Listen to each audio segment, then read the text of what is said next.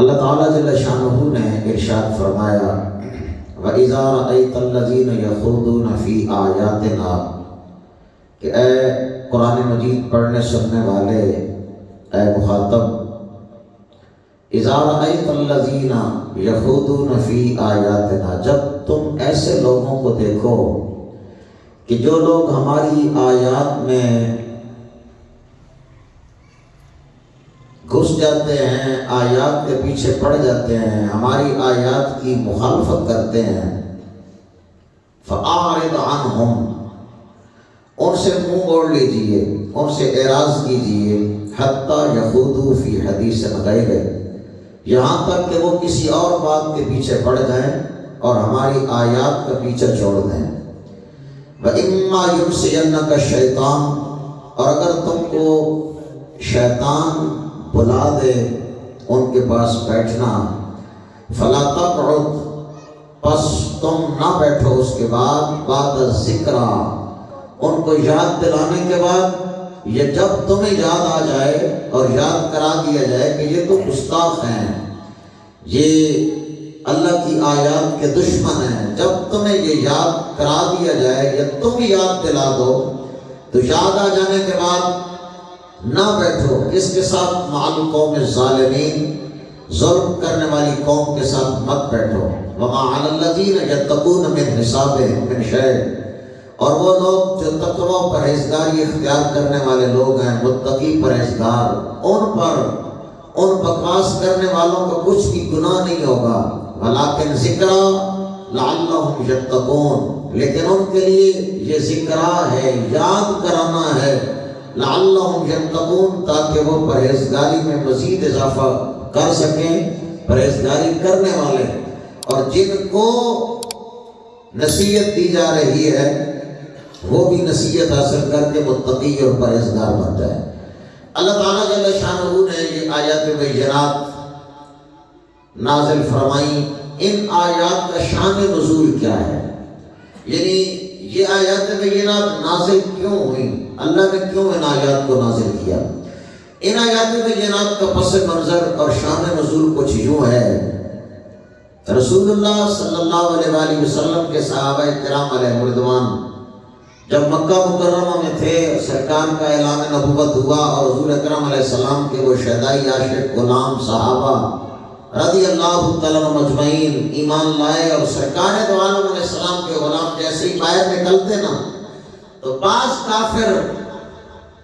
وہ بدبخت جو تھے وہ نبی پاک صلی اللہ علیہ وآلہ وسلم کے بارے میں زبان درازی کرنا شروع کر دیتے، حضور اکرم علیہ السلام کے خلاف بولتے۔ اب صحابہ کرام علیہ رضوان پہ چونکہ اسلام کی ابھی ابتدا ہے اور ابھی تک پاورفل اسلام نہیں ہے، تو وہ غریب صحابہ کرام رضی اللہ تعالیٰ مجمعین اندر سے اڑتے اور یہ چاہتے کہ ہم ان کو قتل کر دیں، یہ رسول اللہ کے بارے میں بکواس کرتے ہیں۔ انہوں نے یہ مسئلہ سرکار کی بارگاہ میں آ کر پیش کر دیا، یا رسول اللہ صلی اللہ علیہ وسلم، یہ ہمارے ساتھ ماجرا ہے اور کافر ایسے کرتے ہیں، آپ کی مخالفت میں بکواس کرتے ہیں، ہم سن نہیں سکتے، ہم سے برداشت نہیں ہو سکتا۔ رسول اللہ صلی اللہ علیہ وآلہ وسلم چپ رہے، اللہ نے جواب ارشاد فرما دیا۔ یہ آیات بینات رب نے نازل فرمائی، یہ صحابہ کی شان بھی ہے، یہ رسول اللہ کی شان بھی ہے، یہ ناموس رسالت مسئلے پر پہرے داری اور چوکیداری کرنے کا ایک عظیم عزم بھی ہے جو اللہ تعالیٰ جل شانہ نے قرآن مجید کی صورت میں مصطفیٰ کریم علیہ السلام پہ نازل فرما دیا، اور امت کو یہ اللہ تعالیٰ جل شانہ نے پیغام دیا ہے، لوگو فرمایا اذا رأیت الذین یخوضون فی آیاتنا، جو لوگ ہماری آیات میں بکواس کرتے ہیں، جب تم ایسے لوگوں کو دیکھو جو ہماری آیات کے بارے میں، ہماری نشانیوں کے بارے میں بکواس کرتے ہیں، یہاں آیات سے مراد آیات القرآن نہیں، یہاں آیات سے مراد رسول اللہ کی ذات اقدس ہے۔ پیار سے بولے سبحان اللہ۔ حضور کی ذات کو اللہ نے آیات کہا ہے، ایک آیت نہیں کہا، آیات کہا ہے، آیت کی جمع آیات، فی آیاتنا یخوضون فی آیاتنا۔ اچھا ایک خوص، ایک ہوتا ہے غوث، غین واو صاد، غوث۔ غوث اس کا معنی ہوتا ہے غوطہ لگانا، موجزن ہو جانا، غوطہ لگانا۔ غوطہ لگا کر موتی چن کے لانے والے کو غواص کہا جاتا ہے۔ اور جو موتی نچنے بلکہ گھورتا رہے اور اس انداز سے گھورے کہ وہ اس کے ماتھے پہ شکن اور بال پڑ جائیں اور اندر سے کڑتا رہے، سڑتا رہے، ایسے شخص کو غواص کہا جاتا ہے۔ یہ ہوتا ہے غوث، اور وہ ہے موتی چن کے لانا، اس کو کہتے ہیں غوث۔ مصطفیٰ کے صحابہ ہیں غواص، جو موتی چن کے مصطفیٰ کی محبت کے لے آتے ہیں، اور منافقین و مشرکین یہ ہیں غواص۔ رسول اللہ صلی اللہ علیہ وسلم کے بارے میں یہ بکواس کرنے والے خواب، مصطفیٰ کے صحابہ ہیں غواص، اور منافقین و مشرکین یہ ہیں خواب۔ یہ مصطفیٰ کریم علیہ السلام کی عزت و عظمت کے موتی چنتے نہیں ہیں، بلکہ رسول اللہ کو بھی گھورتے رہتے تھے، سرکار کے صحابہ کو بھی گھورتے رہتے تھے۔ اللہ نے فرمایا جب تم ان گھورنے والے بے غیرتوں کو دیکھو، فرمایا میرے محبوب کے غلاموں پھر ان کے قریب نہ آؤ، اٹھ جاؤ، ان کو کہو دفع ہو جاؤ، تمہارے ساتھ ہمارا کوئی تعلق نہیں، ہم اس کے ساتھ محبت کرنے والے ہیں جو مدینے والے کے ساتھ پیار کرنے والا ہے۔ یا اللہ تعالیٰ جل شانہ نے کلام مجید میں امت رسول اللہ صلی اللہ علیہ وسلم کی امت کو، اہل ایمان کو یہ مبارک درس اور پیغام ارشاد فرمایا ہے۔ حاضرین گرامی قدر، فرمایا جب تم ان کو دیکھو جو ہماری آیات کے بارے میں، ایک آیت نہیں کہا، آیات کہا ہے، ایک آیت نہیں کہا، آیات کہا ہے۔ میرا یہ ذوق کہتا ہے، وجدان کہتا ہے، کسی مفسر رحمت اللہ علیہ یا کسی بزرگ کا قول مبارک تو میں نے نہیں پڑھا کہ انہوں نے یہ تفسیر کی ہو، لیکن میرا یہ ذوق کہتا ہے کہ آیت اس لیے نہیں کہا کہ مصطفیٰ جان رحمت صلی اللہ علیہ وسلم، آپ سرکار دو عالم علیہ السلام ایک نشانی نہیں اللہ کی، آیات اللہ، آیت کی جمع آیات کہا ہے، اس لیے کہ مصطفیٰ کریم علیہ السلام فقط آیت نہیں، رب کی آیات ہے۔ کیا مطلب؟ مصطفیٰ کریم علیہ السلام کی زبان آیت اللہ ہے، سرکار کے لب آیت اللہ ہے، مصطفیٰ کے ہونٹ آیت اللہ ہے، سرکار کے رخسار آیت اللہ ہے، مصطفیٰ کریم علیہ السلام کی مسکان آیت اللہ ہے، سرکار کے ابرو آیت اللہ ہے، مصطفیٰ کے ہاتھ آیت اللہ ہے، اور مصطفیٰ کی ایک گولی آیت اللہ ہے، انگلی کا ایک پورا آیت اللہ ہے۔ تو مصطفیٰ کی ذات فقط ایک آیت نہیں، بلکہ مصطفیٰ کا ایک عوض، مصطفیٰ کریم علیہ السلام کے اخلاق حسنہ کا ایک خلق اللہ نے اپنی نشانی اور آیت بنا دیا ہے۔ اللہ اکبر۔ حضرات بڑی توجہ، خالق کائنات جل وعلا جل شانہ نے ارشاد فرمایا، ایمان والو جدوں تسی دیکھو ایسے لوگوں جن محبوب کریم سرکار صلی اللہ علیہ وسلم کی ذات اقدس کے بارے بکواس کرنے والے میں صرف صحابہ واسطے نہیں ہے، صرف تابعین واسطے نہیں ہے، صرف تبع تابعین واسطے نہیں ہے، بلکہ صحابہ کرام علیہم رضوان تو لے کے قیامت تک کے مسلمانوں واسطے ارشاد ربانی ہے۔ فرمایا ایمان والو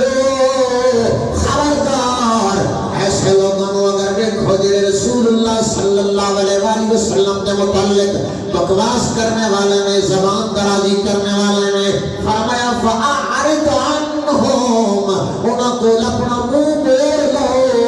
انہاں کو اپنا منہ موڑ لو، انہاں کو منہ نہ لگاؤ، انہاں کے کٹھے نہ لگو، انہاں کو دفع ہو جاؤ، تانا ساڑھے نال کوئی تعلق نہیں ہے، اسی تے انہاں نال وفا کرنے والے ہاں جڑے حسنین دے نانا نال وفا کرنے والے۔ حضرت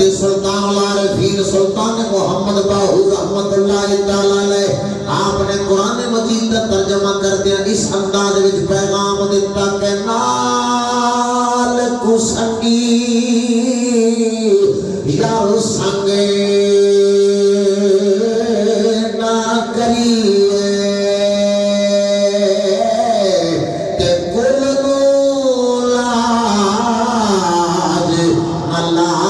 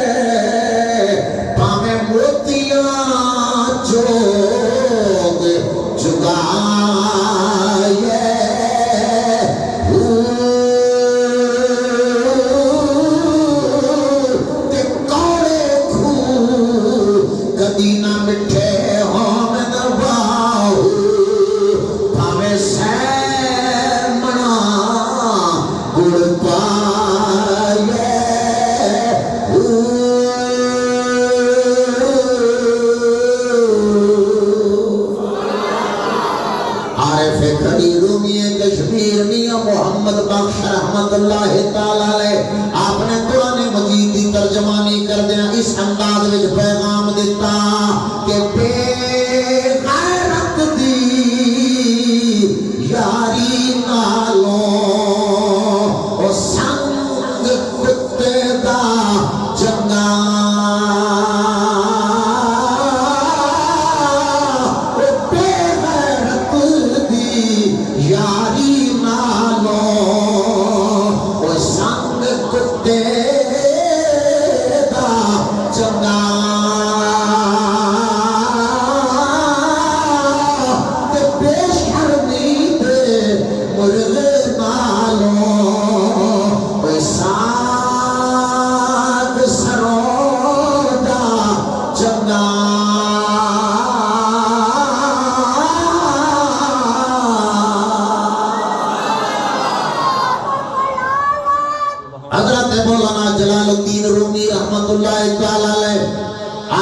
قرآن مجید کا ترجمہ کیتا آپ فرما میں نے تاتوانی دور شو از یار بد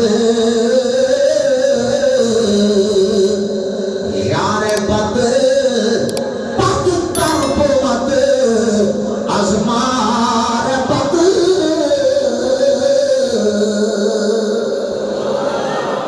مولانا روم رحمت اللہ علیہ فرمانے نے اوے سجنا اوے بیلیا اوے ویرا ناتوانی دور شو از یار بد جنہ تیرے کول کوشش ہو سکتی ہے گندے بیلی کول بچ جا برے یار کول بچ جا کیوں یار بد بد تر بد از مار بد اس راستے کے برا بیلی سب نالوں بھی زیادہ برا ہوتا ہے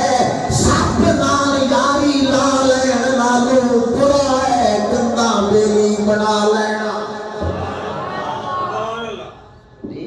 بول سبحان اللہ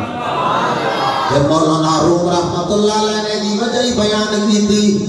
آپ فرمانے نے اس واسطے کہ مارے بد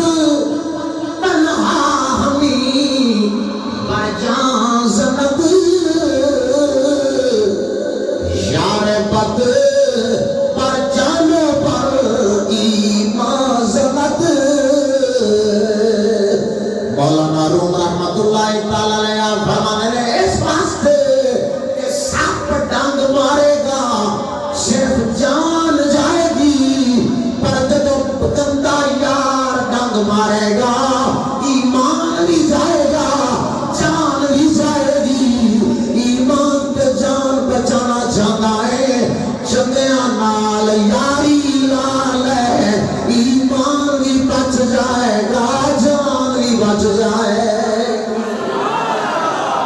اس لیے رب تعالیٰ جل شانہ نے فرمایا اذا رأیت الذین یخوضون فی آیاتنا،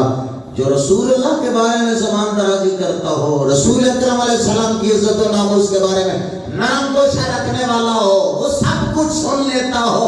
ایسے دردلے ایسے بغیرت کو 3 طلاقیں دے کر کہو تیری میری یاری کوئی نہیں، ہماری دشمنی بھی رسول اللہ کی وجہ سے ہوتی ہے، ہماری یاری بھی مصطفیٰ کی وجہ سے ہوا کرتی ہے۔ فرمایا فلا تقعد بعد ذکرا مع القوم الظالمین، ان ظالموں کی قوم کے ساتھ مت بیٹھو جب تمہیں پتہ چل جائے یہ رسول اللہ کے دشمن ہیں، یہ رسول اللہ کی ذات کے بارے میں ان کو کوئی فرق نہیں پڑتا، جو مرضی بکواس کرتا رہے، ان کو پیسے کی غرض ہے، ان کو اپنی شخصیت کی غرض ہے، ان کو اپنے ٹاؤن ٹپے کی لالچ اور غرض ہے، تو کا چاہے یہ سارا دور چپا پہاڑ میں چلا جائے، مصطفیٰ کریم سرکار صلی اللہ علیہ وآلہ وسلم کی عزت و ناموس پر ہمارا تن بھی قربان ہے، ہمارا من بھی مصطفیٰ کی ذات پہ قربان ہے۔ یہ قرآن مبارک کے مقدس کلمات طیبات اور مبارک پیغام ہے۔ فرمایا کہ خبردار ان لوگوں سے بچ جاؤ۔ اللہ تعالی ہمیں قرآن مجید کے احکامات پہ عمل پیرا ہونے کی توفیق عطا فرمائے۔